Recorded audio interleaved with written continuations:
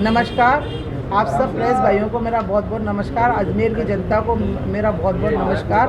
आज मैंने जो प्रेस कॉन्फ्रेंस रखी है केवल अपनी आवाज़ को जो आपके माध्यम से जनता तक पहुंचाने के लिए प्रेस कॉन्फ्रेंस रखी है।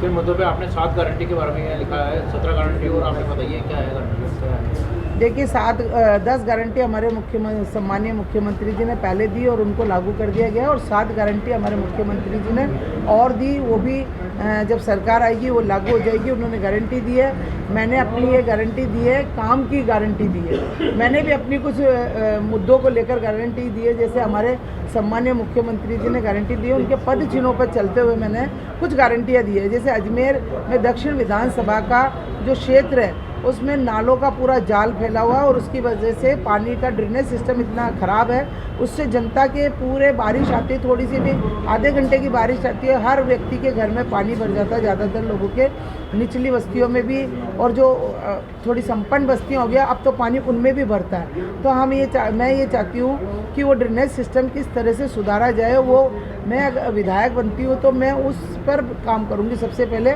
और अजमेर की जो आपने देखा होगा डेयरी बूथ है, वहाँ पर पुल बन रहा है, सेंट्रल गवर्नमेंट ने कुछ बहाने लगाकर उस पुलिया को भी रोक दिया गया, और मदार की पुलिया को भी सेंट्रल गवर्नमेंट ने उसके डिज़ाइन को लेकर ऐसे करके उसको रोक दिया। तो उससे क्या भ्रम लोगों को ये होता है कि राजस्थान सरकार ने उस काम को रोका, लेकिन जबकि वो सब लोग जानते हैं कि उसको वो काम रेलवे का है, और रेलवे ब्रिज के ऊपर काम करने का काम रेलवे का, और उन्होंने रेलवे ने ही उस काम को रोक रखा, जबकि सरकार की वजह से कोई काम नहीं रुका हुआ। मैडम, आप क्षेत्र में जनसंपर्क कर रही है, किस प्रकार का समर्थन आपको मिल रहा है? मैं क्षेत्र में जनसंपर्क कर रही हूँ, मुझे जनता का पूरा प्यार मिल रहा है और जनता का पूरा आशीर्वाद मिल रहा है, और जनता चाहती है कि हम 20 साल का जो इस तरह का शासन है उसको मतलब अब अपने वोटों से नया शासन आए और नई हमारा चेहरा आए। आपके सामने बीजेपी की जो प्रत्याशी है, पिछले 4 बार से विधायक रहे हैं, आप नया चेहरा हो, इस तरह की बात सामने आ रही है, लोग क्या कह रहे हैं? आप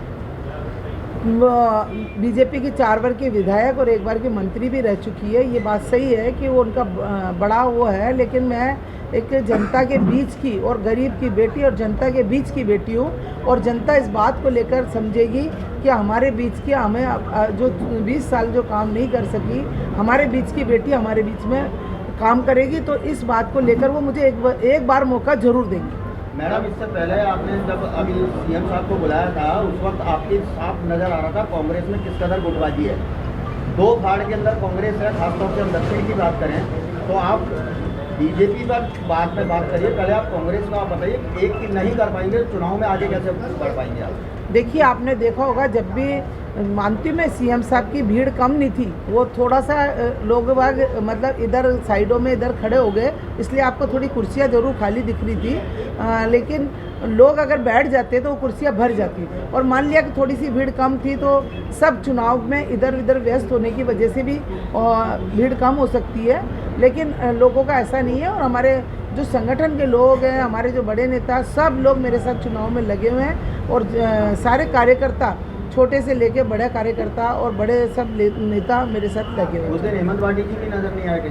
नहीं, भाई साहब साथ ही थे, हेमंत भाई साहब संगठन पूरी तरह आपके साथ उनके घर। देखिए सीएम साहब को उनके घर ही डिनर का लंच रखा गया था, हेमंत भाई साहब के घर ही लंच का कार्यक्रम था, लेकिन सीएम साहब को नागौर में जाना था, और वो थोड़े आगे से, क्योंकि अमीन पठान जी ने उस दिन बीजेपी छोड़कर कांग्रेस ज्वाइन की थी, इस वजह से मैंने सीएम साहब से, क्योंकि मैं सीएम साहब के साथ ही आई थी गाड़ी में, तो सीएम साहब ने मेरे को ये बात बताई थी कि ना मैं थोड़ा लेट इसलिए हुआ कि आज वो प्रोग्राम अमीन पठान ने कांग्रेस ज्वाइन की है, उसमें टाइम लग गया, इसलिए वो फ्लाइट से लेट आए हेलीकॉप्टर से, और लेट आने की वजह से आगे नागौर में भी प्रोग्राम था और आगे और भी कार्यक्रम था, इसलिए उनको जल्दी जाना था, इसलिए वो सरकार की जो जन कल्याणकारी योजना है उसका कितना लाभ आपको मिलेगा? सरकार की जल कल्याणकारी योजना है उनका 100% मुझे लाभ। किस प्रकार की योजना है सरकार की? देखिए 10 योजना तो पहले महंगाई राहत कैंप में सरकार ने दी है, जिसमें राशन किट से लेके और लंपी में जो गाय मरी उसका 40,000 का बीमा करा, चिरंजीवी योजना है, इस तरह से हमारी सरकार ने 10 पूरी योजनाएं दे रखी है, उसमें सबको सपोर्ट मिला हुआ है। ऐसा कोई व्यक्ति नहीं है अजमेर का, मैं तो शायद आप लोगों को पत्रकारों को भी पता है, सरकार ने पत्रकार से संबंधित भी कुछ योजना बनाई, तो ऐसे ही उन्होंने अजमेर की पूरे राजस्थान की हर जनता के लिए कुछ ना कुछ दिया है, कुछ नहीं तो 100 यूनिट बिजली तो दी है, हर आदमी को दी है। आम कार्यकर्ता के रूप में आपको टिकट मिला है, किन किन प्रकार की चुनौतियाँ आपको मिल रही है और क्या समर्थन आपको मिल रहा है इसका? देखिए, आम कार्यकर्ता को टिकट मिलने से आम कार्यकर्ता में बहुत रुझान है, मोटिवेशन है उनमें, और अपने आप को वो ये सोच रहे हैं कि हम द्रौपदी और चुनाव लड़ रहे हैं। इस तरह से वो चुनाव लड़ रहे हैं और जनता में ऐसा लग रहा है कि किसी एक अच्छे कार्यकर्ता को टिकट दिया गया है और जनता चाहती है कि ऐसे ही व्यक्तियों को टिकट दिया जाए जो ज़मीनी स्तर से हो और उनकी बात सुन सके, उनके पास जाके बैठ सके। मैडम, बीजेपी हिंदुत्व के नाम पे चुनाव लड़ रही है और उसी के नाम पे वो वोट मांग रहे हैं। कांग्रेस किसके नाम पे चुनाव लड़ रही है और किस तरीके से? देखिए, कांग्रेस का नारा हमेशा रहा सर्वधर्म का। कभी भी कांग्रेस ने जातिवादी नहीं किया, हमेशा। अब मेरे गले में पट्टा देख लो, अगर हिंदूवादी के लिए लड़ रहे हैं तो मेरे गले में भी देख लो आप, राम भी है और वो भी है, दुर्गा देवी। तो अगर वो हिंदुत्व की बात करते हो, हम क्या हिंदू नहीं? हम भी हिंदू।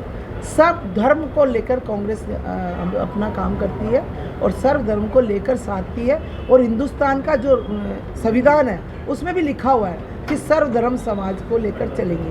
तो हम अपने संविधान के अनुसार 25 नवंबर को मतदान करना चाहूँगी। 25 नवंबर को जो चुनाव का मतदान हो रहा है, मैं किसी के पास अगर समय की कमी की वजह से अगर किसी के पास पहुँच नहीं पाऊँ और अगर नहीं जा पाऊँ, तो मैं आपके माध्यम से ये कहना चाहूँगी कि मेरी जनता, मेरे माँ बाप इस गरीब बेटी को ये सोचकर वोट दे, जिससे कि मैं उनके पास जीतने के बाद एक वादा जरूर करती हूँ, क्योंकि जीतने के बाद मेरे पास बहुत सारा समय होगा। मैं हर गली मोहल्ले में जाकर जीतने के बाद उन लोगों से मिलूंगी जिन लोगों से मैं चुनाव के समय नहीं मिल पाई। महिला सुरक्षा की दृष्टि से आपने क्या महिला सुरक्षा राजस्थान में आए दिन आज रैप की घटनाएं में और भी बातों में राजस्थान क्राइम की रेट में अव्वल हो रहा है, ऐसा है। तो मैम, महिला सुरक्षा की दृष्टि से आप देखिए, क्योंकि देखिए, एक मैं महिला हूँ और महिला की सुरक्षा की दृष्टि से हमारे सीएम साहब ने बहुत सारे ऐसे कदम उठाए जो कि अगर कोई रेप वाले मामले भी आ रहे हैं तो उनको तुरंत सज़ा दी गई है, पकड़ा गया है। तो ऐसा नहीं है, क्योंकि अशोक गहलोत जी बहुत संवेदनशील है, वो नहीं चाहते कि इस तरह से होना चाहिए, और वो इसके लिए प्रशासन पे पूरा मैनेजमेंट किया हुआ है। ठीक है मैडम।